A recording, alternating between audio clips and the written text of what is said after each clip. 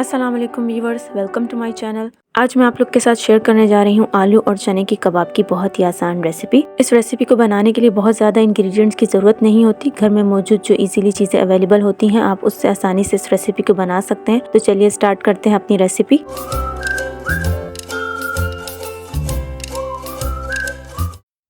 तो सबसे पहले मैंने ली है चने की दाल, तकरीबन 1 पाव के करीब। 2 से 3 पानियों से वॉश करके मैंने इसे 2 घंटे पहले भिगो के रख दिया था। इसने पानी को अपने अंदर सोख कर लिया है और अभी अच्छे तरीके से फूल चुकी है। अगर आप दाल को भिगोएंगे नहीं तो ये पकने में बहुत ज़्यादा टाइम लेगी, इसलिए ज़रूरी है कि आप इसे कम से कम 2 से 3 घंटे भिगो कर रखें। अब एक पैन में ऐड करूंगी मैं दाल। इसका पानी मैंने अच्छे से निकाल लिया है। साथ में ऐड करूंगी 1 टेबल स्पून अदरक लहसुन का पेस्ट। अब मैं इसमें ऐड करूंगी साबुत गरम मसाला, जिसमें मैंने ली है 2 अदद काली बड़ी इलायचियाँ, साथ में ली है छोटी इलायची 4 अदद के करीब, साबुत काली मिर्च ली 1 छोटा चम्मच भर के, दालचीनी के 3 से 4 टुकड़े लिए हैं 1-1 इंच के, और साथ में ली है 8 से 10 अदद लौंग। 1 पाव दाल के हिसाब से नमक मैं इसमें डालूंगी 1 टीस्पून के करीब, हल्दी ½ टीस्पून के करीब, पिसी हुई लाल मिर्च 1 टीस्पून। अब साथ में ऐड करूंगी मैं 5 से 6 अदद साबुत लाल मिर्च।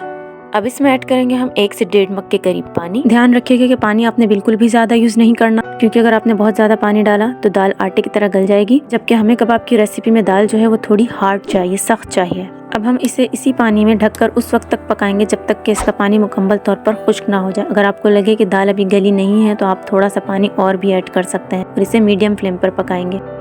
तकरीबन 20 से 25 मिनट हो चुके हैं। पानी हमारा जो है मुकम्मल तौर पर खुश्क हो चुका है और दाल भी जो है वो हमारी अच्छे से गल चुकी है। दाल को आपने बहुत ज़्यादा सॉफ्ट नहीं करना है, ध्यान रखिएगा, थोड़ी थोड़ी आपने दाल सख्त रखनी है।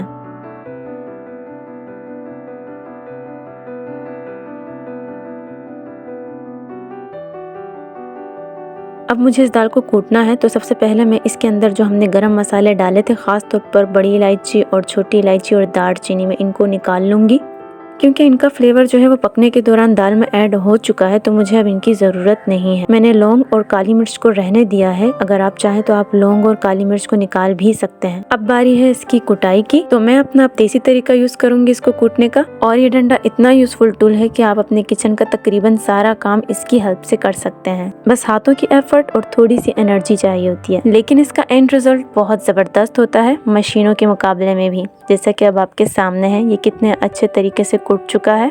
सेम ऐसा ही मिक्सचर चाहिए हमें कबाबों के लिए, और ऐसा मिक्सचर तभी बन पाएगा जब आप दाल उबालते हुए पानी का इस्तेमाल जो है मुनासिब मिकदार में करेंगे। ज़्यादा पानी नहीं डालना है आपने, बस इस बात का ध्यान रखना है।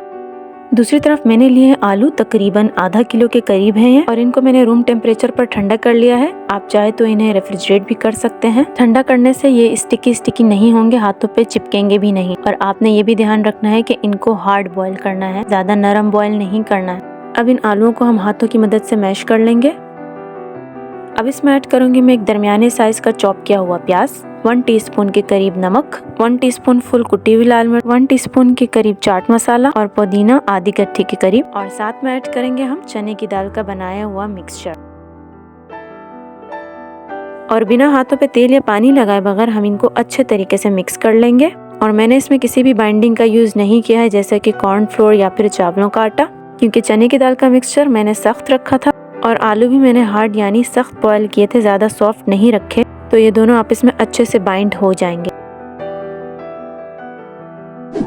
ये देखिए, ये मिक्सचर मेरे हाथों पे बिल्कुल भी नहीं चिपक रहा।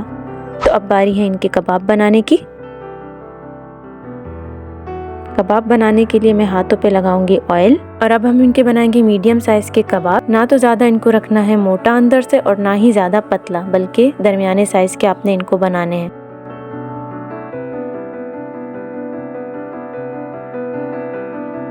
इसके बाद बारी है इनकी कोटिंग की। कोटिंग कई तरीकों से हो सकती है, लेकिन मैंने लिए हैं 2 अदद अंडे। साथ में इसके ऐड करूंगी मैं 1 चुटकी नमक और 1 चुटकी जर्दा कलर मैंने इसमें लिया है, ताकि हमारे कबाब का कलर बहुत अच्छा है।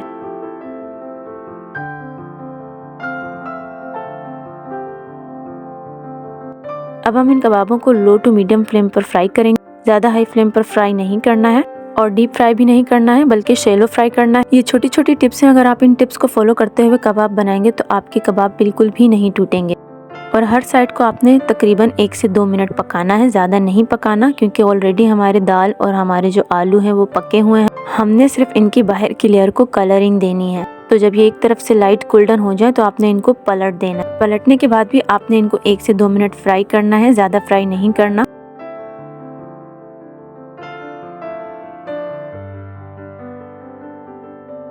लीजिए, कबाब हमारे रेडी हो चुके हैं और इनका कलर भी बहुत ज़बरदस्त आया है और अपनी शेप में भी हैं, बिल्कुल भी नहीं टूटे। इन कबाबों को आप इवनिंग स्नैक के तौर पर भी यूज़ कर सकते हैं। इसका सैंडविच बनाकर बच्चों को लंच बॉक्स में दीजिए, वो ज़रूर इसे पसंद करेंगे। अगर आप चाहें तो इनको स्टोर करके फ्रीज भी कर सकते हैं। मेरे बताए हुए तरीके से इन कबाबों को एक ट्राई ज़रूर दीजिएगा। अगर आपको कोई भी क्वेश्चन हो तो आप मुझे कॉमेंट बॉक्स में कर सकते हैं। और अगर आपको मेरी ये वीडियो पसंद आई है तो इसे ज़रूर लाइक कीजिए और अगर आप न्यू है मेरे चैनल पर तो इसे ज़रूर सब्सक्राइब कर दीजिए, ताकि आपको यूज़फुल टिप्स के साथ और अच्छी वीडियोस मिलती रहें।